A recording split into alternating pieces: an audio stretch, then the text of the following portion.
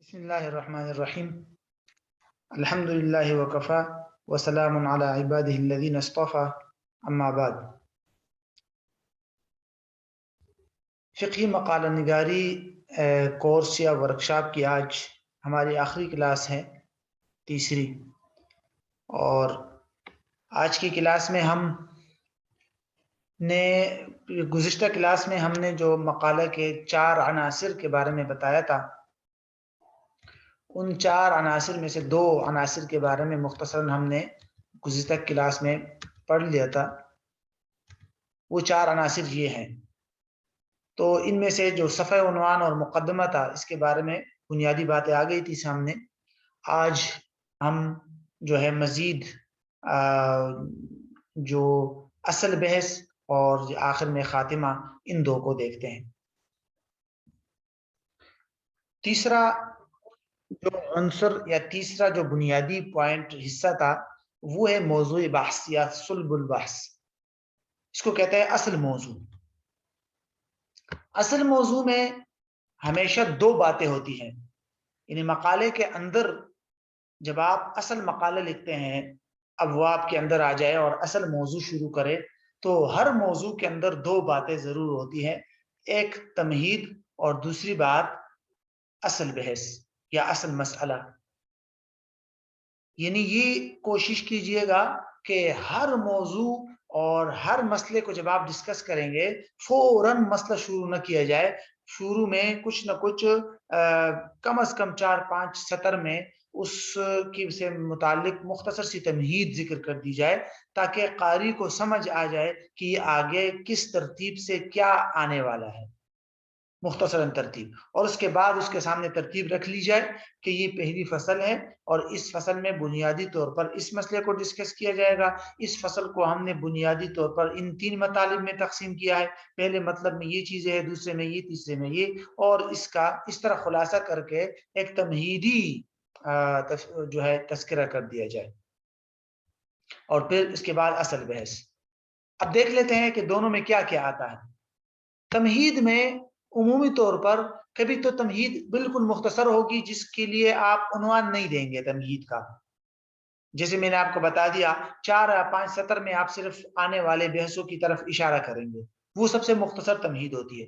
اور کبھی ایسا ہوتا ہے کہ باقاعدہ تمہید کے لیے عنوان دیا جاتا ہے، باقاعدہ تمہید کے لیے عنوان دیا جاتا ہے کہ بھئی تمہید، پھر اس کے بعد تو تمہید کے اندر اب جب آپ نے عنوان دے دیا تمہید کا ہر بحث اور مسئلے سے اور بحث سے پہلے، تو اس میں آپ نے پھر کیا کیا ڈسکس کرنا ہے، یہ سارے باتیں یا ان میں سے 1 یا 2 باتیں۔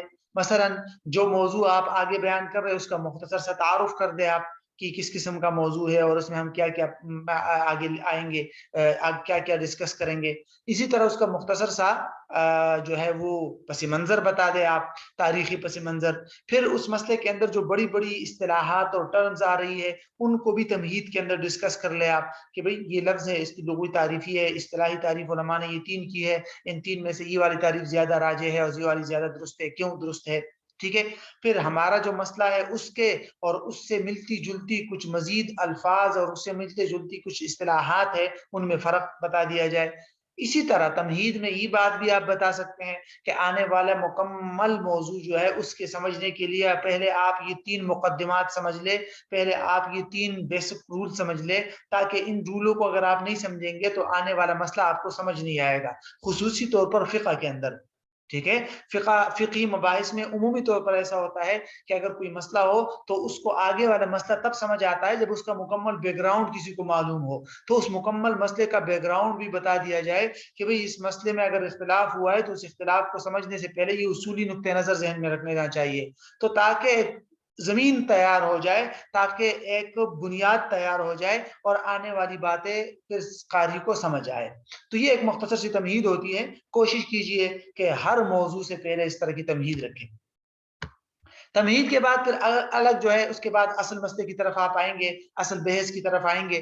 اس حصے میں کیا ہوتا ہے، اصل فقہی بحث کو پیش کیا جاتا ہے، پورا غور و فکر کر کے اس کی عمدہ تقسیم اور ترتیب کر لے کہ اصل بحث ہماری یوں، اس کو ہم یوں تقسیم کرتے ہیں 3 حصوں میں 4 حصوں میں، اس طرح کر کے پھر اگر فقہی بحثیں ہیں تو اس کی مکمل تصویر لوگوں کے سامنے رکھے، قاری کے سامنے، فقہا کی آراء، ان کے دلائل پر مناقشہ اور رد، پھر ترجیح راجح، یہ ساری چیزیں پھر اصل بحث میں ہوتی ہے۔ اور کوشش کیجئے کہ ایک عمدہ ترتیب آپ کے سامنے ہو، اور عمدہ ترتیب کیا ہوتی ہے؟ وہ یہی ہے کہ آپ عمدہ ترتیب یوں ہوگی آپ کی کہ اصل بحث میں آپ سب سے پہلے قاری کو یہ بتائیں گے کہ بھئی اصل بحث کو 3 حصوں میں تقسیم کرتے ہیں، پہلے حصے میں یہ موضوع ڈسکس ہوگا، یہ والا مسئلہ، دوسرے میں یہ مسئلہ، تیسرے میں یہ مسئلہ۔ ایک پھر جب اصل مسئلہ آپ شروع کریں گے نمبر 1، اس میں آپ سب سے پہلے مسئلے کی مکمل تصویر پیش کریں گے، پھر اس کے متعلق فقہا کی آراء، ہر رائے کی دلیل، ہر دلیل کے نیچے اس کا مناقشہ، اور آخر میں پھر ترجیح۔ ایک خاص ترتیب ہوتی ہے، آگے نمونہ آ رہا ہے اس کا، ٹھیک ہے؟ تو وہ ترتیب کے مطابق چلنا ہے۔ ایسا نہیں ہے کہ آپ نے کیا کر دیا، 2 فقہا کی رائے کو ذکر کر دیا، ان دونوں پر مناقشہ کر دیا، اور دونوں میں سے کسی کو ترجیح دے دی، اور باقی دونوں کا تذکرہ بعد میں کر رہے ہیں، ترجیح پہلے دے دی، باقیوں کا تذکرہ بعد میں، یا چاروں کی آراء ایک ساتھ ذکر کر دی اور پھر ترتیب کے ساتھ چاروں کے دلائل نہیں، یہ بھی بے ڈنگی ترتیب ہے۔ ہر فقیہ کی رائے الگ، پھر اس کی دلیل، پھر اس دلیل کی وجہ دلیل، اور پھر اس کے مناقشہ ختم، پھر اس کے بعد دوسرے فقیہ کی طرف آئیے۔ تو ایک خاص ترتیب سے آپ لکھیں گے اس کو۔ یہاں ایک عام سوال پیدا ہوتا ہے کہ بھئی اختلافی مسائل اگر فقہا کے ہیں، اور عمومی طور پر فقہی مسئلے میں یہی ہوتا ہے کہ اختلافی مسائل ڈسکس کیے جاتے ہیں، تو اس کو لکھنے کا کیا طریقہ ہے، بہتر طریقہ؟ اس کے لیے آپ سب سے پہلے سمجھیے کہ مسئلے کی 2 صورتیں ہو سکتی ہے۔ ایک تو یہ کہ بھئی کوئی بھی مسئلہ ہے تو وہ مسئلہ اتفاقی ہے، فقہا کے ہاں اجماعی مسئلہ ہے، اس میں فقہا کا اختلاف نہیں ہے۔ خود اس کے اندر بھی 2 صورتیں بن سکتی ہے۔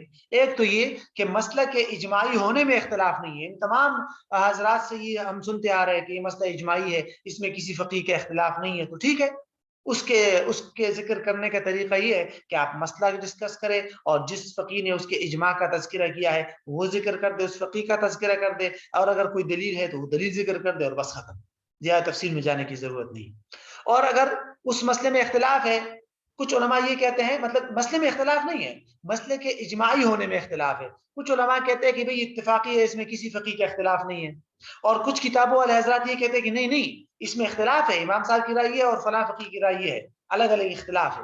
تو ایسی صورت میں آپ کیا کریں گے؟ سب سے پہلے تو صورت مسئلہ بیان کر دیں گے مکمل، اس کے بعد پھر اس کتاب والے کا تذکرہ کریں گے جو یہ کہہ رہا ہے کہ یہ مسئلہ اتفاقی ہے، اس میں کسی فقیہ کا اختلاف نہیں ہے، تو اس کی بات اور اس کے دلائل، اور پھر مناقشہ۔ پھر اس کے مقابل میں دوسرا حضرت جو دوسری کتاب والے ہیں جو کہتے ہیں کہ یہ مسئلہ اختلافی ہے، ان کی بات، ان کے دلائل، ان کے مناقشہ اور ترجیح۔ تو جب ترجیح آپ کس کو دیں گے؟ اس بات کو کہ یہ مسئلہ اجماعی ہے یا اتفاقی ہے یا اختلافی ہے، اس بات میں سے کسی ایک کو آپ سلیکٹ کریں گے، اس کے بعد اگلا سر آپ پکڑیں گے پھر۔ تو بہرحال یہ اتفاقی مسئلہ لکھنے کا طریقہ ہے۔ جہاں تک اختلافی مسئلہ ہے جس میں فقہا کا عمومی اختلاف ہوتا ہے، حنفیہ کی رائے الگ ہے، شافعیہ کی رائے الگ ہے، حنابلہ اور مالکیہ کی رائے الگ ہے، ظاہریہ کی رائے الگ ہے، ٹھیک ہے؟ تو اس طرح کر کے اگر اس طرح فقہا کی آراء مختلف ہو تو اس کے لکھنے کا کیا طریقہ ہے؟ اس کے لکھنے کے طریقے سے پہلے یہ 2-3 کتابیں، ان کے نام ذہن میں رکھ لیجئے، اس میں اجماعی مسائل کا اور اتفاقی مسائل کا آپ کو پتہ چلتا ہے کہ بھئی انہوں نے صرف انہی مسائل کو ڈسکس کیا ہے جن پر فقہا کا اتفاق ہے۔ مثلا علامہ ابن منذر رحمہ اللہ کی الاجماع ہے، علامہ ابن حزم کی مراتب الاجماع ہے، علامہ ابن قطان رحمہ اللہ کی الاقناع ہے، ٹھیک ہے؟ اسی طرح علامہ ابن حبیرہ کی ہے اختلاف الائمۃ الفقہاء، اس میں اگرچہ اختلافی مسائل ہے لیکن اجماعی مسائل کے بھی انہوں نے ڈسکس کیا۔ تو بہرحال ان کتابوں سے آپ کو اجماعی مسائل، انہیں اگر آپ نے کسی مسئلے کو دیکھنا ہے کہ اجماعی ہے یا نہیں تو ان کو آپ دیکھ سکتے ہیں، ان کی فہرست میں جائیے اور اپنا مسئلہ تلاش کیجئے، یا ڈائریکٹ آپ اختلافی مسائل دیکھ لیجئے۔ اب ذرا دیکھنا ہے کہ اختلافی مسئلے کو دیکھنے کا کیا طریقہ ہوتا ہے یا لکھنے کا کیا طریقہ ہے۔ بنیادی طور پر اختلافی مسئلے کو ڈسکس کرنے کے لیے یہ 6 مراحل ہے، اور ان 6 مراحل سے آپ کو گزر کر یہ مکمل کرنا ہوتا ہے۔ سب سے پہلے آپ نے صورت مسئلہ لکھنا ہوتا ہے۔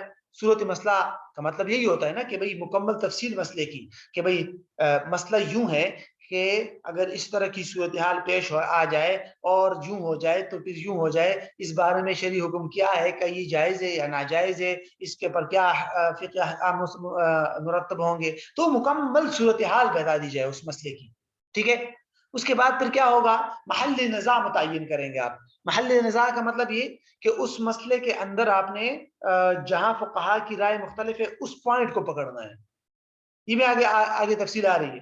نمبر 3 پہ جب آپ نے پوائنٹ پکڑ لیا، اب فقہا کی آراء اور دلائل آپ دے دیں. اور نمبر 4 پہ پھر ان دلائل پہ مناقشہ اور نقد ہوگا. ٹھیک ہے. نمبر 5 پہ اختلاف کے اسباب، کہ فقہا کے ہاں یہ اختلاف کیوں ہوا، اس کے اسباب کیا ہے. ٹھیک ہے. اور نمبر 6 پہ آپ کی ترجیح کیا ہے، آپ ان میں سے کس رائے کو اختیار کریں گے اور اسباب ترجیح کیا ہے. تو یہ جو 6 سٹیپ ہے، ان سے گزر کے آپ نے یہ مسئلہ مکمل کرنا ہوتا ہے. اچھا، صورت مسئلہ میں کیا ہوتا ہے، مسئلے کی مکمل وضاحت ہوتی ہے. اگر کوئی مثال ہے تو آسان مثال دے دیں آپ، اگر ایک سے زیادہ باتیں اور جزیات بنتی ہے تو اس کی باتیں بتا دیں آپ کہ بھئی اس مسئلے کی 3 صورتیں بنتی ہے. ایک صورت یہ ہے، اس کے اندر 3 احوال ہے، یہ ہے، اس طرح ہر ایک کو الگ الگ پوائنٹ میں تقسیم کرے آپ. ٹھیک ہے. تو اس طرح یہ تو صورت مسئلہ کی بات ہے. محل نزاع کا مطلب ہوتا ہے کہ بسا اوقات ایسا ہوتا ہے کہ ایک مسئلے کی 2-3 صورتیں ہوتی ہیں اور ان میں سے 2-3 صورتوں میں سے کسی ایک صورت میں فقہا کا اختلاف ہوتا ہے، باقیوں میں اتفاق ہوتا ہے. تو بس اس کو آپ نے متعین کر دینا ہے کہ بھئی اس میں فقہا کا اتفاق ہے، اس پر بھی فقہا کا اتفاق ہے. ہاں البتہ اگر اس میں یہ والی صورتحال ہو جائے تو یہ والا نقطہ اختلافی ہے. تو اس اختلافی نقطے کو آپ نے پکڑ لیا تو محل نزاع کو آپ نے پکڑ لیا. تو اس کو پکڑنا بہت ضروری ہوتا ہے. اسی طرح تیسرا مرحلہ پہ آتا ہے فقہا کی آراء کا اور ان کے دلائل. اس کے بارے میں یہ کچھ باتیں ہیں، اس کو ذہن میں رکھیے. پہلا پوائنٹ تو یہ ہے کہ فقہا کی آراء کو آپ فقہی رجحانات کے مطابق ذکر کریں گے، انفرادی آراء کے طور پر نہیں. مثال کے طور پر اگر ایک مسئلہ ہے اور اس میں فقہا کے آراء اس طرح ہیں کہ حنفیہ اور حنابلہ کی ایک رائے ہے، شافعیہ اور مالکیہ کی دوسری رائے ہے. ادھر سے حنفیہ اور حنابلہ متفق ہے، ادھر سے مالکیہ اور شافعیہ متفق ہے. تو آپ نے اس کو 4 حصوں میں نہیں بیان کرنا کہ حنفیہ کا عنوان دے دیا، نیچے ان کی رائے، حنابلہ کا الگ عنوان دے دیا، الگ رائے، شافعیہ کا الگ عنوان دے دیا، الگ رائے، مالکیہ کا الگ عنوان دے دیا، الگ رائے. نو، پھر انفرادی مکاتب کے اعتبار سے نہیں، آراء کے اعتبار سے یوں ذکر کریں گے آپ حنفیہ اور حنابلہ کی رائے، تو نیچے آپ ذکر کریں گے کیونکہ دونوں کی اتفاقی رائے تھی. ٹھیک ہے. مالکیہ اور شافعیہ کی رائے، یہ عنوان دیں گے اور نیچے. تو آراء کے اعتبار سے آپ نے ان کو پیش کرنا ہے، فقہی مکاتب کے اعتبار سے نہیں. ٹھیک ہے. کبھی ایسا ہوگا 3 ائمہ ایک طرف ہوں گے، ایک امام دوسری طرف، اس کو بھی آپ نے 2 حصوں میں بیان کرنا ہے، 4 حصوں میں نہیں. ٹھیک ہے. یہ بھی ایک اصول ذہن میں رکھے، ہر رائے اور ہر مسلک کو اسی مسلک کی معتمد کتابوں سے توثیق کی جائے. عام جو موسوعہ فقیہ کویتی اور اس جیسی کتابوں پر اعتماد نہ کیا جائے کہ وہاں سے آپ نے اٹھا کے 3 صفحے کاپی کر کے لگا دیے. تیسرا پوائنٹ، ایک ہی مسلک کے اندر اگر 2-3 اقوال ہو، مثلا حنفیہ ہے، ان میں سے امام صاحب کی رائے الگ ہے، صاحبین کی رائے الگ ہے، تو ان کو الگ الگ ذکر کر کے پھر حنفیہ کے ہاں جو معتمد قول ہے اور مفتابی قول ہے اس کی نشاندہی بھی کریں گے آپ. یہ بھی ضروری ہوتا ہے.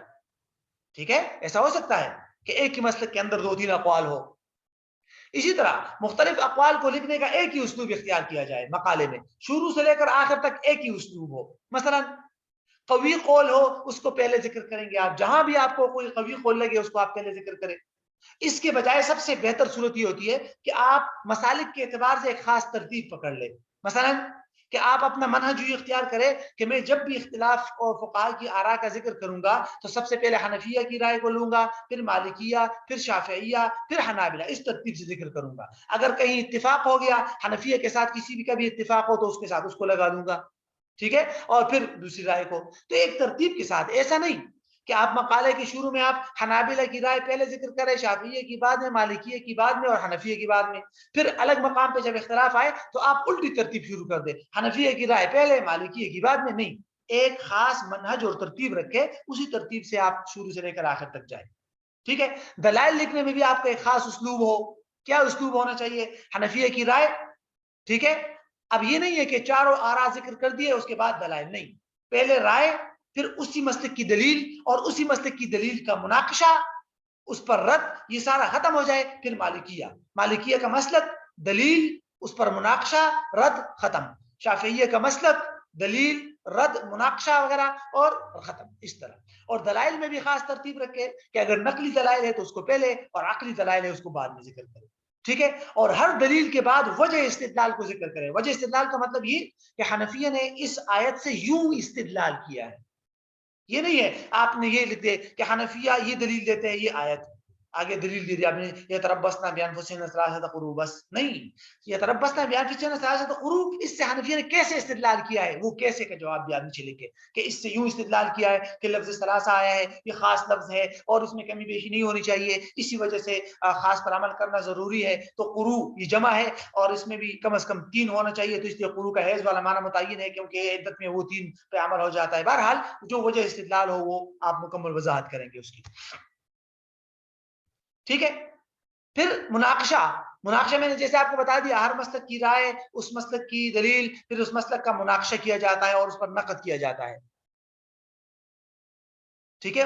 مناقشہ نقد کو کہتے ہیں نا نقد کہ کوئی دلیل ہے اس دلیل پر رد کرنا اس کو مناقشہ کہتے ہیں. کسی دلیل کو اگر آپ کسی دلیل پر نقد کر رہے ہیں تو اس کو مناقشہ کہتے ہیں. مناقشہ اور نقد اس میں سب سے پہلے دلیل جیسے میں نے آپ کو بتا دیا نا رائے ذکر کی جاتی ہے. رائے ذکر کرنے کے بعد دلیل پھر دلیل کے بعد وجہ استدلال اور وجہ استدلال کے بعد پھر رد اور نقد اور مناقشہ. ٹھیک ہے.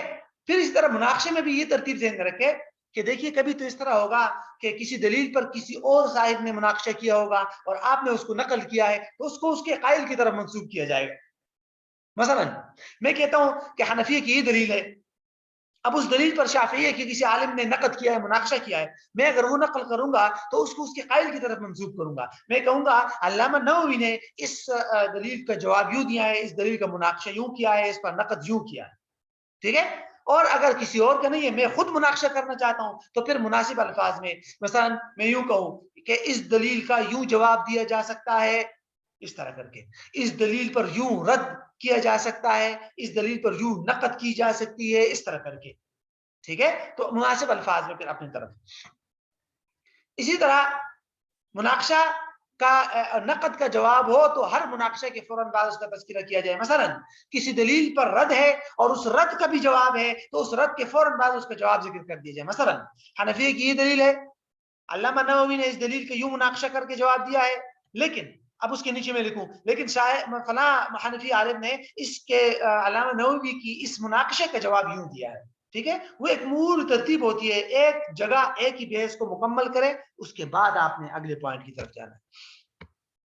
ٹھیک ہے. یہ ذرا دیکھیے اختلافی مسئلے کو ذرا ایک شکل دیکھ لیجئے. دیکھیے کیا لکھا ہے انہوں نے یہ مقالہ نگار نے لکھا ہے کہ اتفق الفقهاء على ان الاسلام شرط للولايه فلا يجوز تحكيم الكافر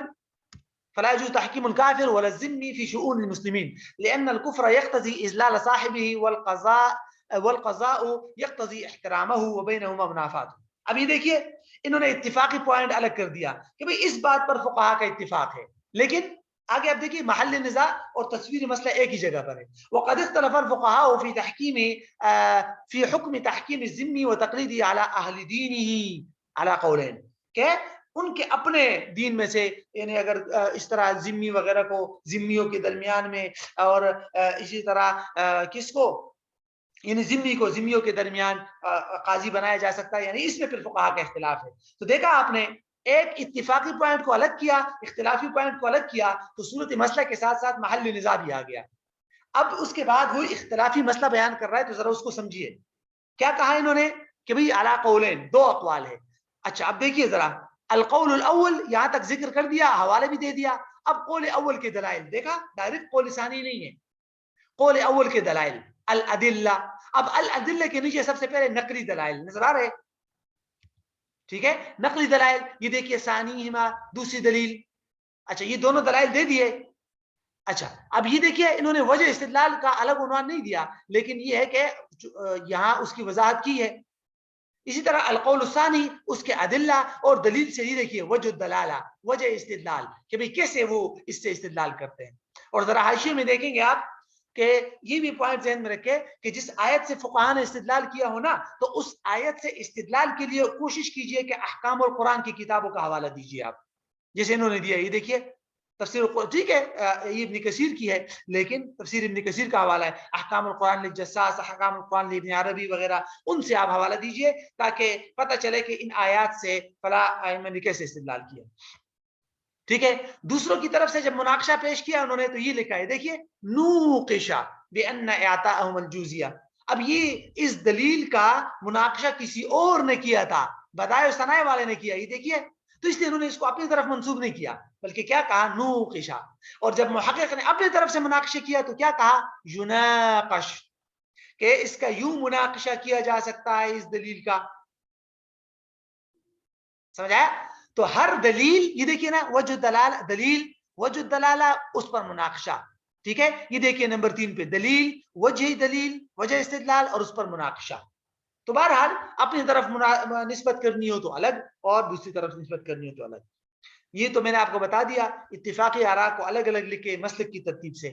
یہ ایسا نہیں ہے کہ جو ہے آپ نے ہر مسلک کو الگ الگ، یعنی ہر مسلک کو الگ الگ نہیں لکھنا. اختلاف اسباب کو بھی آپ نے لکھنا ہے، اختلاف کے اسباب کو، کہ بھئی یہ اختلاف فقہاء کے ہاں درمیان کیوں پیش آیا، لفظی اختلاف ہے یا حقیقی ہے، کیا یہ صرف شکل اور الفاظ میں فرق ہے اصطلاحات کا یا نہیں حقیقی معنوں میں اس کے اثرات ہے، اور ان اسباب کے وجوہات کیا ہے جن کی وجہ سے فقہاء کے درمیان اختلاف ہوا ہے. اصول فقہ کے اصولوں میں اختلاف ہوا ہو تو وہاں جائے، اور پھر اس اصولوں کے پس پشت پر کیا چیز کار فرما ہے جن کی بنیاد پر ان میں اختلاف ہوا ہے.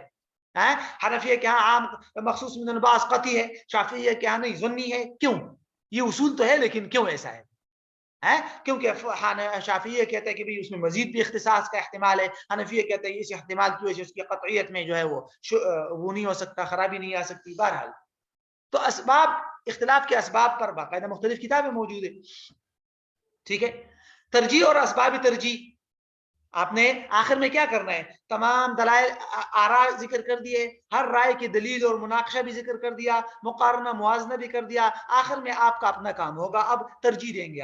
آپ کہیں گے محقق کی رائے میں فلاں مالکیہ کی رائے زیادہ صحیح ہے اور اس کی وجوہات یہ ہے. اب دلائل تو آپ نے پیچھے ان کو ذکر کیا ہوں گے، اب آپ اپنی طرف سے وجوہات بیان کریں گے کہ آپ نے کیوں اختیار کیا. ٹھیک ہے. تو آپ یوں کریں گے، سب سے پہلے وجہ ترجیح تو یہ ہے کہ مالکیہ کی آراء قوی ہے اور ان کا مناقشہ نہیں کیا گیا. دوسری وجہ اس کی یہ ہے، تیسری وجہ یہ ہے. تو اسباب ترجیح بھی یہ میں آپ کو سلائیڈ دے دوں گا، یہ جو بار کوڈ ہے اس کو ذرا آپ سکین کر کے جائیں گے تو یہاں ایک اہم لیکچر آپ کو مل جائے گا کہ علم فقہ میں قواعد ترجیح پر. یہ بڑا عمدہ لیکچر ہے. بہرحال یہ چند کتابیں ہیں، یہ لغت کی کتابیں ہیں دائیں طرف، یہاں غریب القرآن کی کتابیں ہیں، یہ غریب الحدیث کی ہے. ٹھیک ہے. غریب القرآن غریب الحدیث کا مطلب یہ ہے کہ قرآن اور حدیث کی جو مشکل الفاظ ہے ان کی تحقیق. لغت الفقہاء ہے، ٹھیک ہے، جس میں صرف فقہی اصطلاحات ہے ان سب میں. اور یہ مصطلحات کی کتابیں ہیں، اصطلاحات، عام اصطلاحات، کوئی بھی اصطلاح ہو، فقہ کی ہو، کسی بھی مسلک کی، قدیم اور معاصر، یہ ساری موجود ہے. اسی طرح یہ احکام القرآن اور یعنی آیات احکام اور احادیث احکام کی کتاب ہے. یہ دیکھیے احکام القرآن جساس ہے، ابن عربی وغیرہ ہے، یہ احکام القرآن ہے. اور یہ سارے احکام الحادیث کی کتابیں ہیں. یہ حنفیہ کے ہاں چند کتابوں کے نام لکھے گئے ہیں، یہ صرف اشارے کے طور پر ہیں، ورنہ تو کتابیں ان کی بہت ساری ہے. یہ صرف آپ کو اشارے کے طور پر مبسوط ہے، بدائع ثنائے، ہدایہ، فتح القدیر، تمہید حقائق وغیرہ. اس طرح مالکیہ کی یہ معتبر کتابیں ہیں، شافعیہ کے ہاں معتبر اہم کتابیں یہ ہے، مذاہب اور حنابلہ کے ہاں اہم اور معتبر کتابیں یہ ہیں. ٹھیک ہے. اچھا، معتمد کتابیں آپ کو کیسے پتہ چلے گی کہ حنفیہ کیا معتمد کون سی کتاب ہے اور غیر معتمد کون سی ہے؟ اس کے لیے ایک ہی پوائنٹ ہے، وہ کیا؟ اصول افتاء کی کتابوں سے آپ کو پتہ چلے گا. ہر مسلک والوں نے اپنے اصول افتاء کی کتابوں میں باقاعدہ وضاحت کر دی ہے کہ بھئی ہمارے ہاں کون سی کتابیں معتمد ہے اور کون سی نہیں.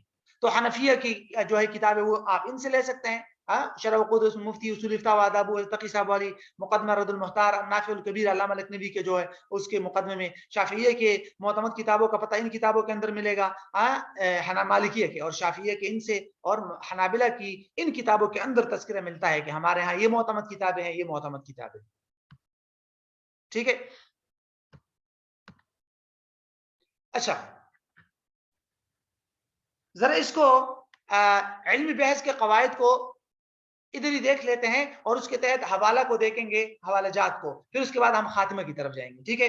یہ علم بحث کے بنیادی 4 بڑے قواعد ہیں. سب سے پہلا قاعدہ تو یہ ہے کہ مباحث کا احاطہ اور استیعاب. اس کے 2 مطلب ہو سکتے ہیں. ایک، آپ کو جو موضوع ہے اس کے ہر جانب اور ہر پہلو پر ڈسکس ضروری ہے. ایسا نہیں ہے آدھی باتیں آپ نے لکھی اور آدھی چھوڑ دی. نہیں نہیں نہیں، آپ کوشش کریں آپ کا موضوع ہر اعتبار سے کامل ہو. نمبر 2، اپنے موضوع کے اندر جس پوائنٹ کو آپ پکڑیں گے اس پوائنٹ کو مکمل کریں، اس پر مواد مکمل حاصل کریں اور مکمل بات لکھیں، آدھی بات نہ لکھیں. ایسا نہیں ہے آپ تینوں حنفیہ اور شافعیہ اور مالکیہ کی رائے ذکر کر دی، حنابلہ کے آپ نے کہا مجھے نہیں ملا. نہیں، اتنا کافی نہیں ہے مجھے نہیں ملا. ٹھیک ہے، اس کو دیکھنا پڑتا ہے. تو یہ پہلا پوائنٹ. نمبر 2، معلومات کی درستگی اور توثیق، یعنی جہاں جہاں سے آپ مواد اور مٹیریل لیں گے اس کا حوالہ دیں آپ. توثیق کا یہی مطلب ہوتا ہے. ٹھیک ہے، ریفرنس. اور اس میں بھی آپ آگے آ رہے ہیں نمبر 3 میں. درستگی کا مطلب یہ ہے کہ باقاعدہ تو وضاحت کر دے کہ میں فلاں امام کی طرف اس قول کی نسبت کر رہا ہوں، کیا یہ ٹھیک بھی ہے یا غلط ہے. اسی وجہ سے علماء کہتے ہیں نا کہ واضح عبارت پکڑے آپ، مفہوم کو پکڑ کے وہاں سے اپنے ذہن سے سمجھ کے ائمہ کی طرف رائے منسوب نہ کرے، مفاہیم کو دیکھ کر نہیں، واضح عبارات پکڑے آپ اور اس کی توثیق بھی کرے، حوالہ بھی دے. حوالہ جات میں بھی کوشش کرے اصلیت اور تنوع دونوں کا خیال رکھے. اصلیت کا مطلب یہ کہ حوالہ میں اصلی مراجع کی طرف کوشش کیجیے، ذیلی اور جو ثانوی مآخذ ہے اس کی طرف نہیں. موسوعہ فقیہ کویتیہ ثانوی مآخذ میں آتا ہے. فقہ المقارن کی تقریباً ساری کتابیں ثانوی مآخذ میں آتی ہے. ہر مسلک کی رائے انہی مسلک کی کتابوں سے لی جائے. تنوع کا یہی مطلب ہے. اگر آپ کو اصل مسلک میں رائے نہیں ملتی تو پھر ٹھیک ہے، آپ ثانوی مآخذ سے کر سکتے ہیں، لیکن وضاحت کریں گے کہ مجھے ان کی کتابوں میں یہ تذکرہ نہیں ملا لیکن فلاں امام نے اس کا یوں ذکر کیا ہے. تو بہرحال تعبیر آپ کی جو جس زبان میں آپ لکھ رہے وہ درست زبان ہو. ایسا نہ ہو آپ کو وہ زبان ہی نہیں آ رہی، عربی میں لکھ رہے وہ اس کی ٹانگیں توڑ رہے، تو پھر وہ زبان ہی چھوڑ دیجئے. جس زبان میں آپ کو مہارت ہو اس زبان کی املا کی درستگی سیکھیے. علامات اور رموز و اوقاف، علاماتی ترقیم جو ہوتے ہیں، سوالیہ نشان کہاں ڈالنا ہے، فل سٹاپ کہاں ڈالنا ہے، اس کا خیال رکھنا ہے. یہ 4 بنیادی قواعد ہیں. اب ہم خاتمے کی طرف جائیں گے، لیکن اس سے پہلے ایک اہم بات ہے، وہ یہ کہ حوالہ آپ نے کیسے لگانا ہے. ٹھیک ہے، حوالے کے اندر عمومی طور پر اس طرح کی چیزیں آتی ہے. نمبر 1، کسی مرجع اور مصدر کا حوالہ، ریفرنس جس کو کہتے ہیں کہ فلاں کتاب کے اندر یہ بات ہے. ٹھیک ہے، سابقہ لاحقہ نقطے کی طرف اشارہ، کہ آپ حاشیے میں لکھنا چاہتے ہیں کہ بھئی حاشیے میں آپ لکھیں یہ والا نقطہ ہم نے فلاں باب کے فلاں نمبر فصل کے اندر تفصیل سے لکھا ہے، وہاں دیکھ لو. مشکل الفاظ کی وضاحت کریں گے آپ. اختلاف طبع کی طرف اشارہ کریں گے کہ بھئی یہ فلاں طبع میں اس طرح کی الفاظ ہے، فلاں ایڈیشن میں. طبع کا مطلب ہے ایڈیشن، فلاں ایڈیشن میں اس طرح. تراجم کے اعلام، علماء کے مختصر تعارف، آیات کی مطلب حوالہ، سورت وغیرہ، حدیث کی تخریج حوالہ. اس کے علاوہ مقامات کا تعارف، کسی مشکل مقام آ جائے، بغداد آ گیا، سمرقند آ گیا تو اس کا مختصر سا تعارف. اشعار ہو تو اس کا حوالہ وغیرہ. ضرب الامثال، تشکیلی لفظ کا مطلب ہوتا ہے الفاظ پر زبر زیر پیش. بعض الفاظ مشکل ہوتے ہیں تو ان پر زبر زیر پیش بھی آپ حوالے کے اندر لگا سکتے ہیں. ٹھیک ہے، کہ اس لفظ کے شروع میں زبر ہے، پھر زیر ہے، پھر پیش ہے، اس طرح. اچھا، 2 چیزیں یہاں دیکھ لے. ایک تو یہ حاشیہ کا مقام، کہ حاشیہ کہاں لگتا ہے. حاشیہ کی 3 مقامات ہے. ایک مقام ہے صفحے کا دامن، یعنی ہر صفحے کے آخر میں، ہر صفحے کے آخر میں حوالہ لگائے. ہر صفحے کے آخر میں بھی 2 طریقے ہوتے ہیں نا. ایک تو یہ کہ ہر صفحے کی نمبرنگ الگ الگ ہوگی. اس صفحے میں 3 ہے تو 1 2 3، اگلے صفحے میں 2 ہے تو 1 2، اس طرح. یہی معتبر طریقہ ہے، یہی ٹھیک طریقہ ہے. ورنہ تو بعض لوگ کیا کرتے ہیں، مقالے کے شروع سے لے کر آخر تک ایک ترتیب چلتے ہیں. مثلا پہلے صفحے پر 3 آ گئے تو 1 2 3، اگلے صفحے پر 2 آ گئے تو 4 5، اگلے صفحے پر آ گئے تو 6 7، اگلے صفحے پر آ گئے 8 9، اس طرح. وہ ترتیب قبول نہیں کی جاتی عمومی طور پر. دوسرا مقام ہوتا ہے ہر باب یا فصل کے آخر میں آپ حوالے دے دیں. بعض یونیورسٹیاں، بعض ادارے اس کو قبول کرتے ہیں، لیکن یہ بہتر طریقہ نہیں. اور بعض یہ ہے کہ مقالے کے لاسٹ پر، اس کو بڑے مقالوں میں اختیار نہیں کیا جاتا، اس کو چھوٹے چھوٹے آرٹیکل میں اختیار کیا جا سکتا ہے جو آپ کسی ریسرچ جرنل کے لیے لکھ رہے ہیں. حوالے کا طریقہ کیا ہوتا ہے، جو ویسے تو حوالے کے 6 مشہور طریقے ہیں. ٹھیک ہے، گوگل پہ آپ کو مل جائیں گے، آپ سرچ کریں گے. لیکن شکاگو مینول آف سٹائل، جس کو اکثر حوالہ جات وغیرہ والے قبول کرتے ہیں، وہ یہ ہے کہ سب سے پہلے مصنف کا نام، ٹھیک ہے، اس کے بعد کتاب کا نام، اس کے بعد وہ کتاب کہاں چھپی ہے اس مقام کا نام، اس کے بعد اس ادارے کا نام جس نے اس کتاب کو چھاپا ہے، پھر اس کے بعد تاریخ کہ کب چھاپی ہے، اس کے بعد صفحہ اور جلد نمبر. یہ طریقہ ہوتا ہے. مثلا اردو اور فارسی کا یوں دیں گے آپ. اب یہ کتاب ہے نا, ڈاکٹر سید عبداللہ یہ مصنف آ گیا, ولی سے اقبال تک کتاب کا نام آ گیا, لاہور مقامی اشاعت کہ جہاں اشاعت, مکتبہ خیابان ادب, ٹھیک ہے, انہوں نے چھاپی ہے. کب چھاپی ہے؟ 1976. صفحہ نمبر یہاں جلد بھی آ سکتی ہے, صفحہ نمبر بھی, ٹھیک ہے. عربی میں یوں دیکھیے, مصنف کا نام پہلے عبد القادر عودہ ہے کہ نہیں, اسی طرح اس کے بعد ان کی کتاب کا نام تشریح الجنائی الاسلامی, کہاں چھپی ہے؟ قاہرہ میں. کہاں سے, کون سے مکتبے نے؟ دارالتراث نے. وہاں سے مطلب ایڈیشن کی طرف, پہلے ایڈیشن ہے, جلد نمبر بھی ہے کہ, اور پھر صفحہ نمبر یہ. اگر کسی مجلے کا نام حوالہ لگانا ہے آپ نے, تو وہاں پر بھی آپ سب سے پہلے آرٹیکل لکھنے والے کا نام الطاف جاوید, پھر آرٹیکل کا نام کہ اس کا آرٹیکل کس موضوع پر ہے, دو مذہبی نظام ہائے فکر تقلیدی و تخلیقی. اس کے بعد اس مجلے کا نام, رسالے کا, میگزین. اس کے بعد کیا, اس کے بعد پھر مقام کا نام آئے گا. فرق سمجھ آ گیا؟ یہ دیکھیے, یہاں مقام پہلے تھا, یہاں مقام بعد میں ہے. پہلے رسالے کا نام, اس کے بعد مقام کا نام, اور پھر اس کے کہ بھئی کون سا جلد ہے, اور شمارہ کون سا ہے, صفحہ نمبر کون سا ہے. اچھا, یہ تو ہے عام حوالہ جات میں. لیکن جب آخر میں آپ مصادر اور مراجع دیتے ہیں نا, جو بائبلوگرافی دیتے ہیں بالکل آخر میں, کہاں کہاں سے آپ نے استفادہ کیا, وہاں صرف اتنا فرق آئے گا کہ وہاں جو مصنف کا لاسٹ نام ہوتا ہے, لقب وغیرہ جس سے وہ مشہور ہوتا ہے, اس کو شروع میں ذکر کیا جاتا ہے, اس کے بعد مصنف کا نام. مثلا سیوطی میں نے پہلے لکھا, پھر جلال الدین عبد الرحمن. اگر اس کو آپ نے حوالے میں لکھنا ہے صفحے کے آخر میں, وہاں آپ اس طرح لکھیں گے جلال الدین عبد الرحمن سیوطی. لیکن آخر میں اگر آپ نے لکھنا ہے, سب سے آخر میں جہاں ساری کتابوں کے حوالہ جات دیے جاتے ہیں, تو وہاں پھر مثلا اگر اس کو لکھنا ہے نا, وہاں آپ یوں لکھیں گے عودہ عبد القادر پھر التشریح الجنائی, تو لاسٹ نیم پہلے لکھا جاتا ہے. یہ لاسٹ مصادر میں, بائبلوگرافی میں. تو سیوطی, جلال الدین, باقی وہی ترتیب ہے, الاتقان, دمشق, دارالقلم, طبع. یہاں تو جلد اور صفحہ نہیں دیتے نا لاسٹ میں. تو یہ طریقہ ہے حوالے کا. یہ حوالے کے اچھی طریقے ہیں, اس پہ آپ سرچ کریں گے, انگلش میں ہے لیکن آپ کو مل جائیں گے. اچھا, باقی تو یہ کوئی مسئلہ نہیں ہے. ٹائمنگ پلاننگ ہے, اس کو بھی ذہن میں رکھ لیجئے کہ جب بھی آپ نے مقالہ لکھنا ہے تو اس کو ٹائم پہ تقسیم کرے کہ مجھے ہر مہینے اتنا کام کرنا ہے. تو یہ خیر انتظامی چیزیں ہیں. یہ مقالے کا اختتام ہوتا ہے, جس میں مقالے کا مکمل نچوڑ ہوتا ہے. اور عمومی طور پر اس میں کتنی چیزیں ہوتی ہیں؟ 3. مقالے کا نتائج, رزلٹ. نمبر 2 توصیات, جس کو عربی میں کہتے ہیں توصیات یا مقترحات بھی کہتے ہیں اس کو عربی میں, المقترحات. اور نمبر 3 سفارش, یہ نہیں, نمبر 3 نہیں, اسی کو اردو میں سفارشات کہتے ہیں. اور پھر نمبر 3 پہ فہارس. یہ چیزیں کس میں ہوتی ہے؟ خاتمے میں. نتائج میں آپ نے کیا کرنا ہے؟ سب سے پہلے تو یہ کہ نتائج کو آپ نے نمبر وائز اور مرقب ہونے چاہیے, نمبر 1, نمبر 2, نمبر 3, ٹھیک ہے. دوسرا, نتائج آپ خود لکھیں اپنے اسلوب میں. یہ نہیں ہے آپ نے جو مقالے کے پیچھے سے عبارتیں کاپی کر کر کے نتائج میں لگائے, نہیں بھائی. پورے فصل کا خلاصہ آپ نے 2 سطر میں لکھنا ہے, پورے باب کا خلاصہ آپ نے 3 سطر میں لکھنا ہے اپنے الفاظ میں, ٹھیک ہے. خلاصہ مطلب وہ جو نتیجہ ہے. پھر مقالے کے موضوعات کی ترتیب سے لکھے. ایسا نہیں ہے کہ آپ باب ثالث کے نتائج نمبر 1, 2 میں لکھے, باب اول کے نتائج آپ نمبر 9 اور 10 اور 11 میں لکھے. نہیں, اسی ترتیب سے آئے نا آپ. باب اول کے نتائج شروع میں آ جائے, پھر باب دوم کے, اس طرح ترتیب کے ساتھ. اور اسی طرح نتائج بھی تمام مباحث کے ہو. ایسے نہیں آدھے مباحث آپ نے چھوڑے ہوئے بغیر نتیجے کے, آپ کچھ نتیجے نہیں لکھے. اور نمبر آخر میں کہ اختصار, مختصر ہو لیکن اتنے بھی نہیں کہ لوگ اس کو نتیجے ہی نہ سمجھے, کچھ اور سمجھ جائے, ٹھیک ہے. زیادہ ڈیٹیل نہیں, اس میں تفاصیل نہیں ہوتی, بس خلاصہ, نتیجہ, رزلٹ, مختصر. دوسری چیز توصیات, مقترحات یا سفارشات. ایک تو یہ کہ نتائج اور سفارشات, یہ آپ کے مقالے اور نتائج کے, یہ جو سفارشات ہے یہ بھی آپ کے مقالے اور نتائج کے ساتھ مربوط ہونے چاہیے. ایسا نہیں ہے آپ کا موضوع کوئی اور ہے, آپ کسی اور چیز کی سفارشات دے رہے ہیں, ٹھیک ہے. اور اس حصے میں کیا ہوتا ہے, محقق جو ہے وہ نتائج کے لیے عملی سفارشات پیش کرتا ہے کہ یہ جو میں نتائج نکالے ہیں نا, اب معاشرے میں اس کو عملی جمع کیسے پہنایا جائے گا, اس کے لیے ایک سفارش یہ ہے.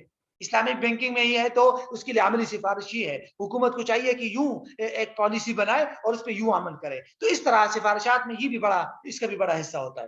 3-4 سفارشات تو اسی پہ ہوتی ہے نا, عملی, معاشرے میں اس کو عملاً اپلائی کیسے کرنا ہے, ٹھیک ہے. اسی طرح سفارشات میں ایک اور چیز کیا ہوتی ہے جو سب سے عام ہے, کہ میں نے تو یہ کام کر لیا لیکن اس موضوع کے اس جہاد پر ابھی کام نہیں ہوا, مزید تحقیقی کام کا اس پر امکان ہے, تو دیکھیے. اسی لیے میں ساتھیوں کو کہتا ہوں جو نئے موضوع کو تلاش کر رہے ہیں کہ جو پچھلے لوگوں نے موضوع لکھے ہوئے ہیں ان کی سفارشات دیکھیے.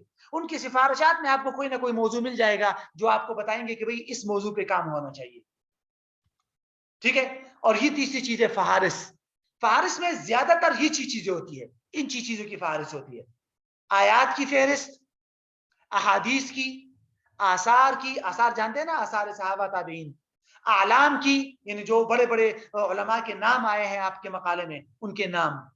ٹھیک ہے. مصادر اور مراجع کی, یعنی وہ کتابیں جہاں سے آپ نے استفادہ کیا. اور آخر میں پھر موضوعات کی, یعنی ابواب جو ہوتے ہیں نا, باب وغیرہ, اور اس کی یہ چیز ضرور ہوتی ہے.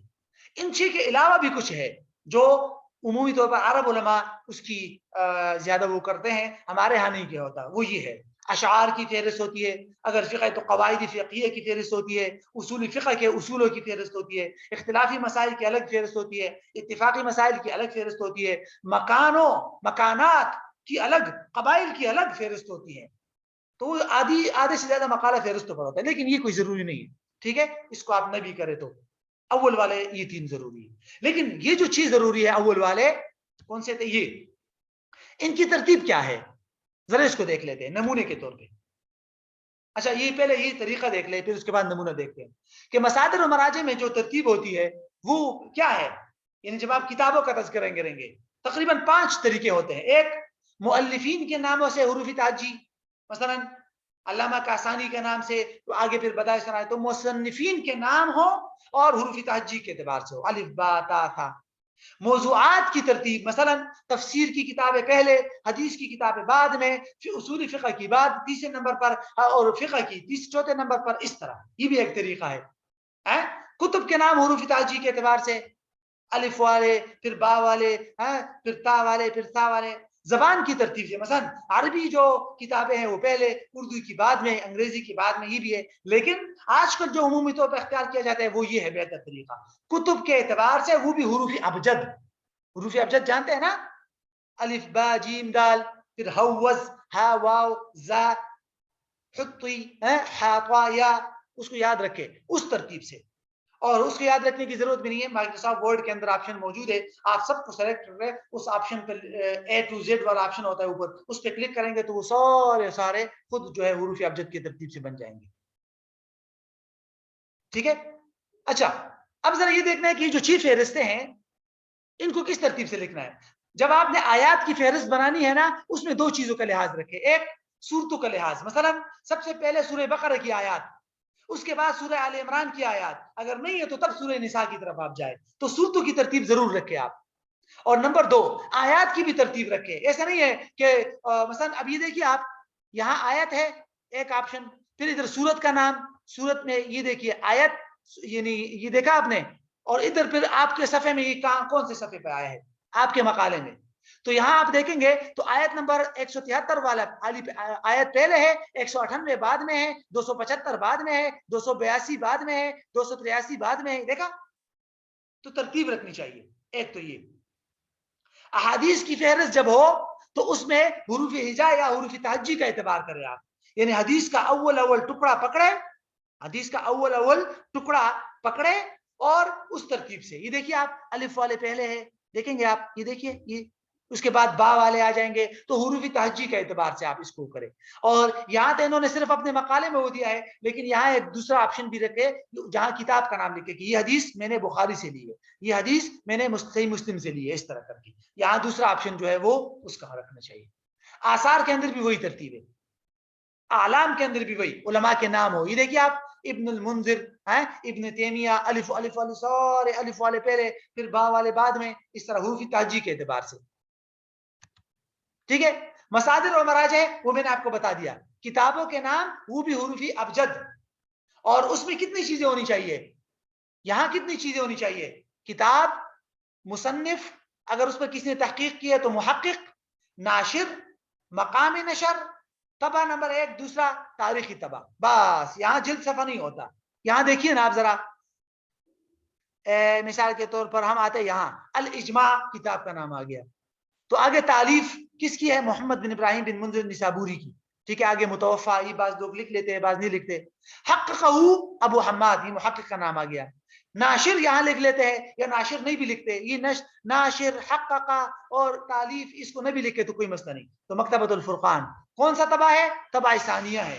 اور پھر سنہ, ٹھیک ہے, سال, یعنی کہ کون سے سال میں ہے. موضوعات کی ترتیب کیا ہے آپ کو پتا ہے, عنوانات صفحہ نمبر وغیرہ کی ترتیب سے, یہ دیکھیے ٹھیک ہے, اسی ترتیب سے. بڑا عنوان زیادہ واضح اور بولڈ ہونا چاہیے. مثلا تمہید یہ دیکھیے, فصل اول دیکھیے, ٹھیک ہے, اس طرح. اور آخر میں کیا ہوتا ہے, مقالے کی شکل و صورت جو ہے وہ خوبصورت ہونی چاہیے.